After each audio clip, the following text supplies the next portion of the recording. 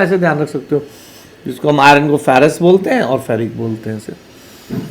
ठीक है, अभी थोड़े थोड़े लेवल क्लियर करते जाना। इस तरह से जो कॉपर है वो Cu+1 भी होता है, Cu+2 भी होता है। ठीक है, इसको क्यूप्रस बोलते हैं, इसको क्यूप्रिक बोलते हैं हायर स्टेट में, क्यूप्रिक। ठीक है, हालांकि जैसे जिंक कैडमियम मरकरी होता है, यहां पर इसको एक्सेप्शंस टू डेफिनेशन कहते हैं, एक्सेप्शंस टू डेफिनेशन।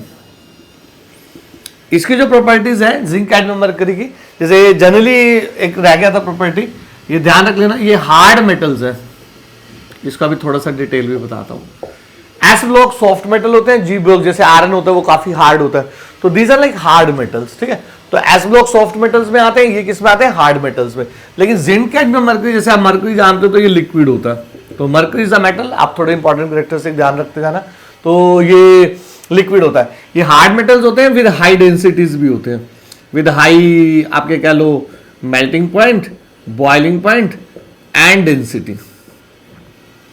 तो इनकी मेल्टिंग बॉइलिंग पॉइंट डेंसिटी भी काफी हाई होती है। तो जिंक कैडमियम मरकरी इसमें नहीं होते, वो सॉफ्ट कैटेगरी में आते हैं।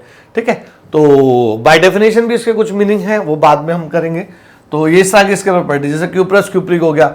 अब मान लो अब जैसे निकल है, तो निकल मान लो आपका 2 में भी होता है, निकल 4 में भी होता है। फिर इनके स्टेबिलिटी के लेवल्स होते हैं फ्यूचर में, जैसे प्लैटिनम होता है, प्लैटिनम 2 में भी होता है, प्लैटिनम 4 में भी होता है। हालांकि वो फ्यूचर है कि निकल ज्यादा 2 में होता है, प्लैटिनम ज्यादा 4 के अंदर होता है। मतलब इनके अंदर एक वेरिएबिलिटी ऑफ ऑक्सीडेशन स्टेट होती है। अभी आप हेडलाइंस में ध्यान रखना।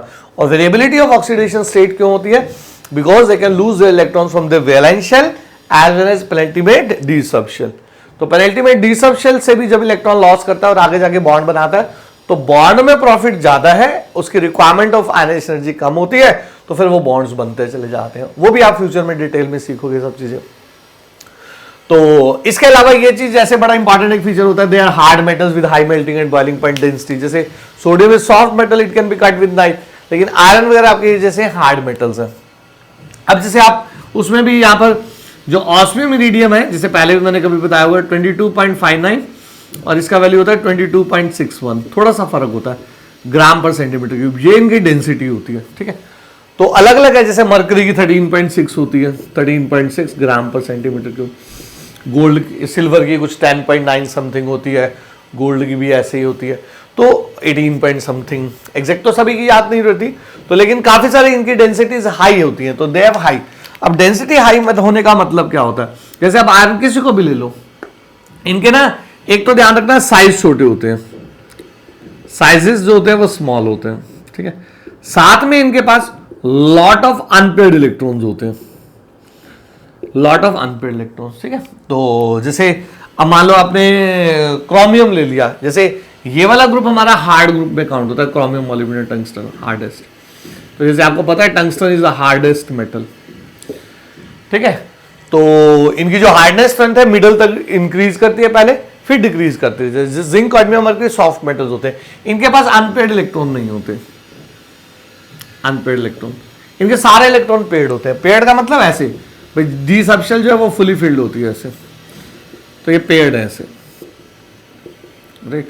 जैसे क्रोमियम, मोलिब्डेनम, टंगस्टन में करते हो हम, तो वहां पर लॉट ऑफ अनपेयर्ड इलेक्ट्रॉन है। 3D में ऐसे 5 अनपेयर्ड होते हैं, 3D 5 हो जाता है ना, तो क्रोमियम में ऐसे मैंगनीज में होता है, फिर उनके भी आपस में रिलेशन होते हैं बाद में, तो इनके पास लॉट ऑफ अनपेयर्ड इलेक्ट्रॉन है। अब क्या होता है, एक तो इनके साइज छोटे होते हैं, फिर इनके पास अनपेयर्ड इलेक्ट्रॉन होते हैं।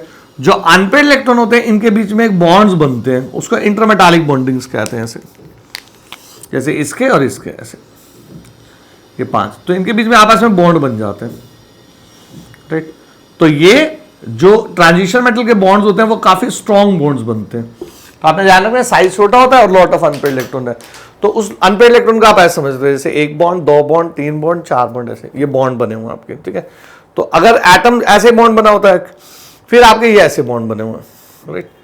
तो ये लॉट ऑफ अनपेयर्ड इलेक्ट्रॉन, जितने ज्यादा अनपेयर्ड इलेक्ट्रॉन होते हैं उतने बॉन्ड जनरली स्ट्रॉन्ग होता है। तो इसका पहला फैक्टर मेन साइज भी होता है, कंट्रीब्यूशन इसका साइज और अनपेयर्ड इलेक्ट्रॉन दोनों होता है। फिर उसका भी आगे डिटेल है, वो अभी ज्यादा मैं डिटेल नहीं बोल रहा, तो आप ध्यान रखना small size and lot of unpaired electron make strong intermetallic bonding, make strong intermetallic bonding.